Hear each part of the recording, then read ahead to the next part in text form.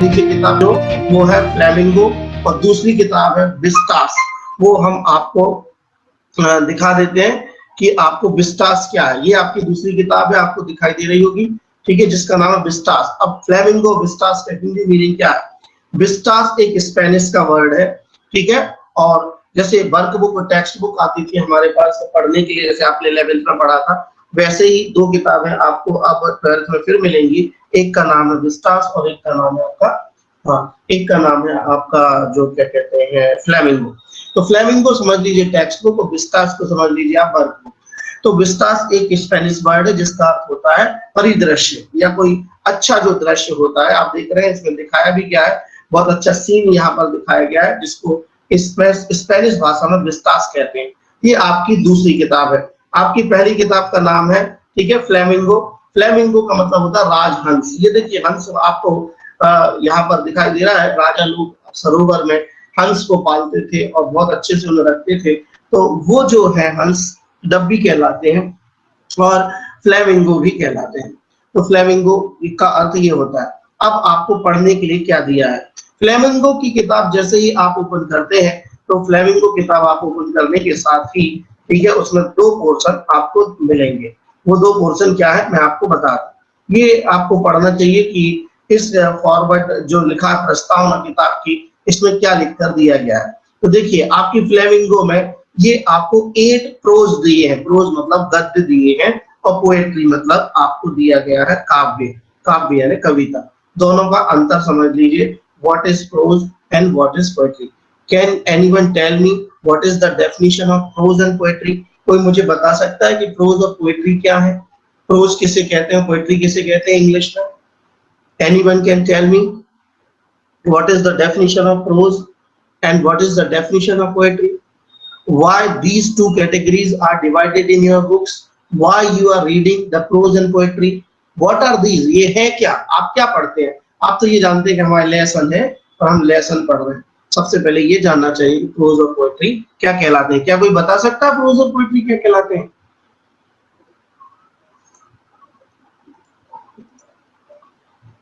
कोई है जो बता सके प्रोज और पोएट्री क्या कहलाते हैं? माइक ओपन कर सकते हो?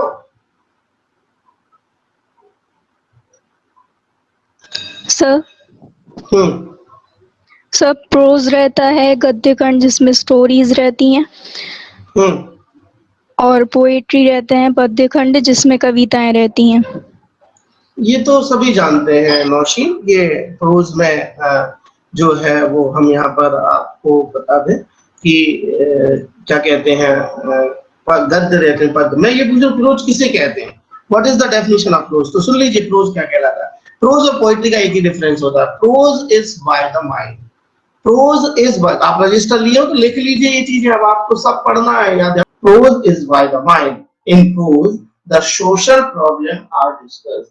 प्रोज और गद्य में ऑथर या लेखक होते हैं जो सोशल प्रॉब्लम्स को या सोशल सिनेरियो जो होता है, सामाजिक परिदृश्य जो होता है, उसको लेख के माध्यम से उतारते हैं, उसे प्रोज कहते हैं। ठीक है, जो हमारी सामाजिक समस्या होती है, जो हमारे इतिहास के परिदृश्य होते हैं, जो हमारी सिचुएशंस होती हैं, जैसे 1870 1871 में फ्रांस का युद्ध हुआ था, ठीक है, अभी आप पढ़ेंगे जो लेसन, पहला लेसन उसमें यही किया, तो उसको उतार करके, ठीक है, अल्फोंस डाउडे, ये जो अल्फोंस डाउडे हैं ये बहुत अच्छे राइटर हैं, नॉवेलिस्ट हैं, फ्रेंच के हैं, ठीक है, तो इन्होंने बड़ा अच्छा वर्णन किया है डायनेमिक्स प्रोज में जिसका नाम है द लास्ट लेसन। ठीक है, द लास्ट लेसन आपका पहला प्रोज है। प्रोज होता है mindset, so you can write the definition of the prose. What is pros?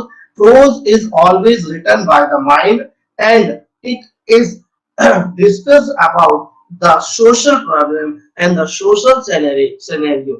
Scenario कहलाता है दृश्य, इसके बारे में। तो आपको 8 प्रोज पढ़ने हैं और आपको बाकी पोएट्री पढ़नी है। ये पोएट्री है 6 पोएट्री पढ़नी है आपको। ठीक, तो प्रोज हो गया। पोएट्री क्या होती है? Poetry is by the heart, ऐसा कहा जाता है कि पोएट्री को दिल से लिखा जाता है और प्रोज को दिमाग से लिखा जाता है। प्रोज को दिमाग से लिखा जाता है, समाज की समस्याओं का जिक्र किया जाता है, लेकिन पोएट्री में ऐसा कुछ नहीं होता है। पोएट्री में इमेजिनेशन होता है। Poetry is only the imagination of the poet, उसको ऑथर कहते हैं। प्रोज जो लिखता है उसको ऑथर कहते हैं, पोएट्री जो लिखता है उसको पोएट कहते हैं। तो जो चीज दिल से लिखी जाती है, ठीक है, ऐसा कहा जाता है poetry is by the heart and prose is by the mind. This is the difference between the poetry and prose. So poetry is a kind of imagination. Poetry is a kind of imagination of the poet's thought. Poet ने कुछ देखा, उस पर विचार किया और उसकी कल्पना की, और कल्पना करके जो कुछ भी लिखा तो वो पोएट्री बन जाती है। पोएट्री है, प्रोज है, फिक्शन है, ड्रामा है, ठीक है, ये सारे ठीक हमारे साहित्य के अंग होते हैं। These are the parts of the literature, है ना। हर भाषा का, हर एक देश का साहित्य होता है। हिंदी साहित्य होता है, अंग्रेजी साहित्य होता है, संस्कृत साहित्य होता है, बहुत सारे साहित्य होते हैं। उन साहित्य में 4 विधाएं होती हैं। उन 4 विधाओं को कहते हैं प्रोज, पोएट्री, फिक्शन और ड्रामा। पोएट्री मतलब काव्य, प्रोज मतलब गद्य, फिक्शन मतलब उपन्यास, ड्रामा मतलब नाटक, है ना। तो ये 4 विधाओं से जो चीज बनती है उसे लिटरेचर कहते हैं, ठीक है। लिटरेचर क्या है? Literature is the combination of the 4 devices that are prose, poetry, fiction and drama. तो आपको 6 पोएट्री पढ़नी है। निश्चित रूप से आपको पोएट्री और प्रोज का अंतर समझ में आ गया होगा, आपने रजिस्टर में लिख भी लिया होगा। If you have written it, just write the letter Y in the chat box. If you have understood the difference between the poetry and prose, so you can type yes. Abhishek Nosheen have understood. Sakshi Chaurasia, Subham and Sakshi Dubey and Pooja Gautam, Priyansi, Radhika, Raghav, Raj, Saki Gupta, Madhav, Dubey, Angad and Shaksham, Rohini, Shivani and Vansi Namdev. Okay, Alpana, Sakshi Sahu, Asta Jain, S. Kaparia, Vikram. Okay, all buddies have understood the difference between the poet and prose. अब देखिए आपको कौन से pros पढ़ना, जरा नाम सुन लीजिए। जिन नाम को आपको उच्चारण करने में दिक्कत हो रजिस्टर पर लिख लीजिए। आप अपने रजिस्टर और पेन के साथ बैठिएगा क्लास में, ठीक है। अब आपको सही उच्चारण सीखना है, सही स्ट्रक्चर सीखना है, सही शब्द सीखना है, सही लिखना सीखना है। अब वो नहीं चलेगा कि आप कुछ भी लिख दो। अब आपको थोड़े बड़े आंसर, शॉर्ट आंसर नहीं, आपको लॉन्ग आंसर्स लिखने पड़ेंगे और अब आपको दिमाग से आंसर लिखना है। अब आपको ऐसा नहीं गाइड से याद कर लिया, रख लिया और आपका काम हो गया, ठीक है। तो चलिए, तो पहला आपका लेसन है द लास्ट लेसन। पहले सभी को लेसन के नाम याद हो जाए। पहला किताब का नाम तो याद हो गया सबको। किताब का नाम क्या है? फ्लेमिंगो। फ्लेमिंगो, और फ्लेमिंगो का अर्थ क्या है? It is a kind of bird, एक प्रकार का, ठीक है। इसमें आपको लिटरेचर, आपका कोर्स और आपकी समस्याओं को पढ़ाया जाएगा, ठीक है। तो ये बैच आज से ही स्टार्ट हुआ। ये पैड फ्लेमिंगो किताब का नाम है। लास्ट लेसन आपका पहला लेसन है और इसके राइटर है अल्फोंस डाउडे। अल्फोंस डाउडे, अच्छे से सुन लेना, अल्फोंस डाउडे। यहाँ डाउडेट मत पढ़ना आप, ये है डाउडे, अल्फोंस डाउडे। दूसरा लेसन है लॉस्ट स्प्रिंग, जिसे अनीस जंग ने लिखा है, जो इंडियन राइटर है, ठीक है। ये फ्रेंच के हैं, पहले जो राइटर हैं आपके वो फ्रेंच के हैं। दूसरे राइटर अनीस जंग इंडिया के हैं और इंडियन राइटर हैं, और इन्होंने लिखा है प्रोज लॉस्ट स्प्रिंग। इनमें क्या है ये अपन बाद में डिस्कस करेंगे। तीसरा आपका प्रोज है डीप वाटर, और इसे विलियम डगलस ने लिखा है। ये भी एक विदेशी राइटर है, ठीक। द रेड ट्रैप शर्मा लैगलॉफ ने लिखा है, ठीक है। इसको लैगरलॉफ मत पढ़ना आप, इसका उच्चारण है सैल्मा लैगलॉफ। इन्होंने रेड ट्रैप लिखा है। पांचवा हमारा जो है वो है इंडिगो, और जो ल्यूस फिशर ने लिखा है, ल्यूस फिशर पढ़ेंगे अपन इसको, इंडिगो लिखा है ल्यूस फिशर ने। छठवा है पोएट्स एंड पैनकेक्स, ठीक है। पोएट्स एंड पैनकेक्स लिखा है अशोकामित्र ने, ठीक है। आप इसको मित्रन मत पढ़ना, ठीक है, अशोकामित्र है। नंबर 7 द इंटरव्यू, जो 2 पार्ट में है। पार्ट फर्स्ट है क्रिस्टोफर सिल्वेस्टर। तो इंटरव्यू जो आपका लेसन है वो 2 पार्ट में है, ठीक है। पहला पार्ट लिखा है क्रिस्टोफर सिल्वेस्टर ने और पार्ट सेकंड लिखा है एन इंटरव्यू विद अम्बर्टो। इन दोनों का ही इंटरव्यू है, इसलिए इन दोनों ने ही लिखा है सेल्फ। और 8वां अंतिम प्रोज है गोइंग प्लेसेस, जिसे A.R. बैटॉन ने लिखा है। A.R. बैटॉन, बारटॉन मत पढ़ना इसको, इट इज A.R. बैटॉन। क्या सभी को 6 प्रोज समझ में आ गया? पहले लेसन का नाम है द लास्ट लेसन, फिर लॉस्ट स्प्रिंग, फिर डीप वाटर, फिर द रेड ट्रैप, फिर इंडिगो, पोएट्स एंड पैनकेक्स, फिर इंटरव्यू और फिर गोइंग प्लेसेस। आज हम पढ़ने वाले हैं अपना पहला लेसन, द लास्ट लेसन। अब सुनिए, अब आपको किताबें खरीदना, अभी किताबें आपको स्कूल से मिलेंगी, फ्री मिलेंगी, तो अभी तो आपके पास किताबें होंगी नहीं, लेकिन मैंने एक लिंक भेजी है आपको, और जिनको ये लिंक नहीं मिली हो वो मुझे व्हाट्सएप करें, मैं लिंक भेज दूंगा। आप सारी किताबें डाउनलोड कर सकते हैं आराम से एनसीईआरटी की, और आप डाउनलोड मोड में आप इन किताबों को पढ़ सकते हैं आराम से। ठीक है, तो अभी ये मेरे पास डाउनलोडेड बुक है, और जैसे ही इसको खोलेंगे तो आपको किताबें मिल जाएंगी। चलिए हम चलते हैं आज अपना पहला लेसन पढ़ने के लिए, द लास्ट लेसन, जिसके राइटर है अल्फोंस डाउजे। जो भी लेसन में होगा उसमें हमें लेसन पढ़ते वक्त ध्यान रखिए। अब आप रीडिंग भी सीख रहे हैं, अब आपको लेसन पढ़ते वक्त हर बात को समझना है। कोई स्ट्रक्चर लिखा है तो उसका अर्थ क्या है, कोई फ्रेज लिखी है उसका अर्थ क्या है, कोई प्रीपोजिशन है उसका अर्थ क्या है, कोई आर्टिकल लगा है तो क्यों लगा। अगर आप रीडिंग करते वक्त इतनी सारी चीजों को पढ़ते जाएंगे तो कुछ दिनों बाद आप देखेंगे कि आपको अंग्रेजी हिंदी से सरल लगने लगेगी।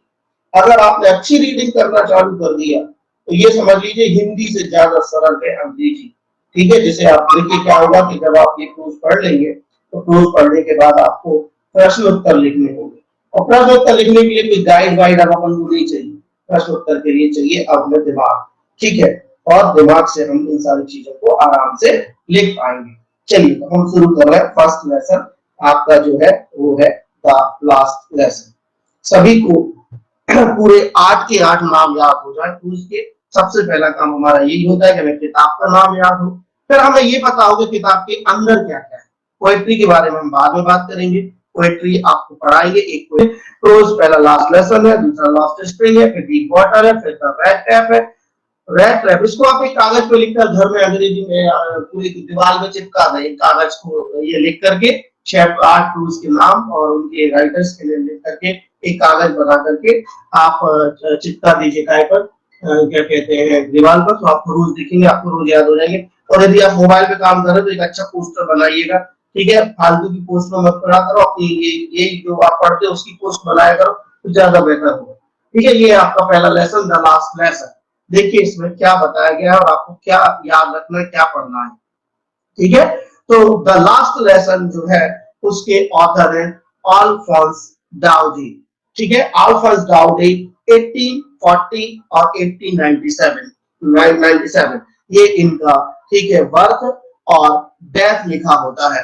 तो ये भी आपको याद रखना है, क्योंकि कहीं ना कहीं हम जब पढ़ते हैं तो हमें उस शताब्दी का वर्णन उस पार्ट में मिलता है जब ऑथर का जन्म हुआ था और जब ऑथर खत्म हुआ था, उस बीच का वर्णन हमारे उसमें मिलता है, कभी कभी पूछ भी लिया जाता है।